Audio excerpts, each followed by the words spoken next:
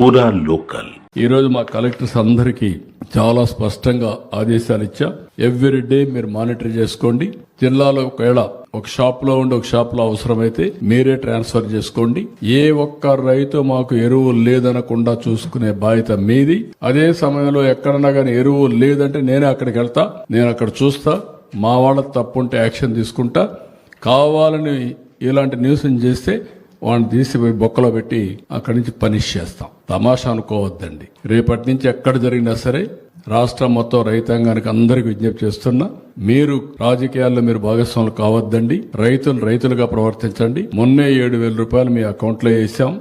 అన్నదాత సుఖీభవ. అదే మరి ఈ రోజు రాష్ట్రంలో పుష్కలంగా నీరంతా ఇచ్చాం. 95% రిజర్వాయర్ల నీళ్లు నింపాం. పోయిన సంవత్సరం నీటి కొరత లేకుండా చేశాం. ఈ సంవత్సరం కూడా మళ్లీ అన్ని రిజర్వాయర్లు నీళ్లు నింపి భవిష్యత్తులో కూడా వాటర్ సెక్యూరిటీ కోసం పనిచేస్తున్నాం. అదే మరి ఎక్కడికి ఎవ్వరికి ఇబ్బందులు లేకుండా ఫెర్టిలైజర్స్ గానీ పెస్టిసైడ్స్ గానీ అన్ని కూడా మానిటర్ చేస్తున్నాం.